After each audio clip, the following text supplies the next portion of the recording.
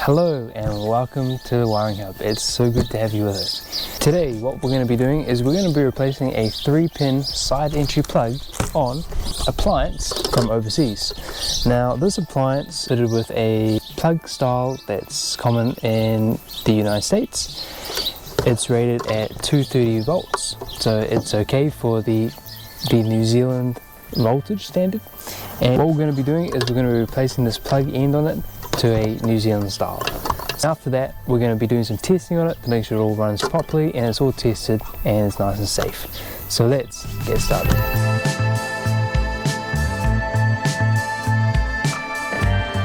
So the first thing we're going to have a look at is we're going to have a look at this plug. In the plug arrangement here, it's HPM, it's suitable for 10 amps and this appliance is rated at 30 watts. Let me do a calculation on that. So it's 30 watts divided by 230, which gives us 0.13 of an amp. So what you want to do is you just want to make sure that your plug is suitable for your appliance, because if it's unsuitable, you could be fitting a smaller plug to a bigger appliance and that plug will eventually burn out and cause a fire. We have our plug here. Now I quite like this design of this plug because it's quite close to the wall, so it's not going to be protruding out too much for an appliance. It doesn't really matter in this case, but if it was a fridge or if it was ovens and hobs, which you do have that limited space, but with this one it's quite good. The appliance here is the NEX juicer. Now we brought this in the appliance store when we were traveling and I quite liked it. It was a good deal. I knew I could change the plug, so we're going to get this done today. Okay, so the first thing we want to do is we just want to unwind our plug here, take off the packaging and pull it out, getting rid of the creases in it. So here is our plug. First tool we'll be using will be our side cutters and we will be saying goodbye to this plug. Bye bye. Next we'll be stripping the cable back. So you want to put a cut in the middle of the cable there and just pull on the side and pull the conductors out. Then what you'll be left with is, you've got the white sheath around it. You just want to get rid of this so that you've got the 2 conductors on the side there. Then using your side cutters again, cut the excess off and you'll be left with what looks like so. You'll notice on the plug that you have got 3 prongs. Now one of the prongs is an earth, but you'll see here that this appliance does not have an earth. This is because this appliance is class 2 appliance and these plugs only come ready for class 1. So we'll be opening it up here like so. That just slides off. Now you'll notice it's got this little black piece here.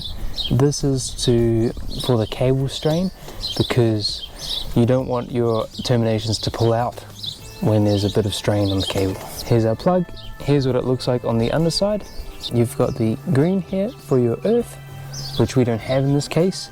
Then you'll notice it's got a little N just above it here. This is for your neutral, and on the other side you've got an A for your active. So this version is the clamped version. This is suitable for flex cable. We want to open those terminations there. Now what you've got is you don't want your cable to be sticking out so far, because if you have that then it's non-compliant. You want the white to be quite far inside your unit there. So what you want to do is you just want to put your finger down like so, work out roughly how much you're going to need.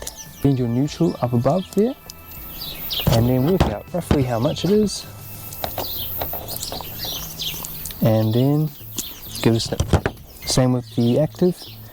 We want to go around, work out roughly how much we need and then give it a snip. That will give us roughly the correct measurements we're after. The next thing we'll be using will be our long nose pliers. So we strip the cables back like so, and the same with this one. Then we twist our copper using our pliers to finish off.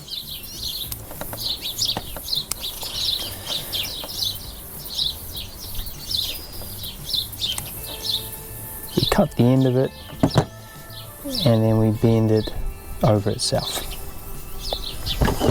and clamp it down with your pliers.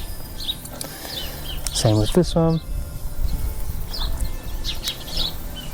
like so, so that they're going to end up looking like this. Then our next step is the termination. So this is quite important because you don't want to mess these up. You want it so your neutral is going into the neutral termination, like so. Make sure it goes under the clamp. Hold it there and tighten it down with your terminal screwdriver. Just like so. Then we'll be doing this exact same thing with our phase. Getting it in the terminal there. Making sure it goes around the cable support, and then we tighten the terminal. And I would recommend tightening the terminals that you're not going to end up using. Tighten them, otherwise it could make it rattle. Okay, and there we have it. So terminations are correct, terminations are tight, and you'll notice as well that the copper, you don't want to clamp the insulation under the terminal. You want it so it's just the copper, otherwise it's quite possible to cause a fire. Great, so our next step there is to close this up.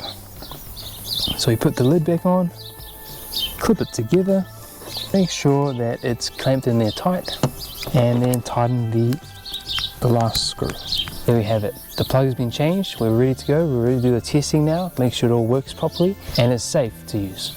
Okay, so as you know, this is a class 2 appliance because it does not have an earth and the metal parts are double insulated. So what we really want to do first is have a visual look at the appliance. Make sure that there's no exposed parts, nothing looks out of the ordinary, and it's not going to harm someone. So the first thing to do is just have a look there. Now it's got lots of attachments, so we're going to take these off. So these attachments you don't really need to look at because there's not really something electrical, so I'll move these over. But what we're left with is the motor. Now there's no really exposed parts. I see the cable can slip into the back there. We've got all the right symbols here, double insulated. Yeah, I think we're all pretty good for that part of the testing. Okay, so our next test is the insulation resistance test. Now you need to test this at 500 volts DC. So this puts strain on the appliance. You cannot use a multimeter or a standard ohm meter because this does not give you the expected results or strains the appliance. So with my metal here, my test leads, let's get this test underway. We have our 3 leads here. We do not need this one. We have our 2 clip-on alligator clips. Plug these in. Now it's always good to check your meter. So what we've got is we've got the insulation. We've set it to 500 volts DC. Now you can always check it beforehand to double check that your meter is running properly. So just go test, and it's going to be 999. When you clip your clips together, it should be dead short. Yep, 0.00. So that's completed the circuit there. Okay, so we have our test leads here. What we want to do is we want to short across our phase and then go to any metal part on the unit. Now there's a little metal piece just underneath here. We'll put that on and we'll see what test result we get. Just to also note, we also need to have this in the on position, and because it's a juicer, the best way to do it would be to push this down at the same time. So I'll put that in, touching the metal, hit the test button, and we have 999 meg ohm. So it's greater than 999 meg ohm. So that is a pass. It is only 1 meg ohm in New Zealand to pass. In terms of an earth continuity test, remember as a class 2 appliance, we do not have an earth on this appliance.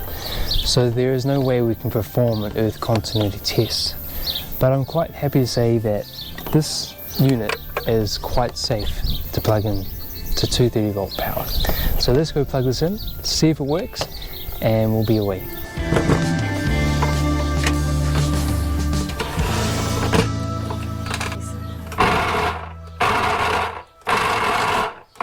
I'm really glad you could join us on not only just testing this appliance, but replacing the plug end on it. Now that we know that this appliance is safe, ready to go, I'm looking forward to making some nice, delicious juices in citrus season.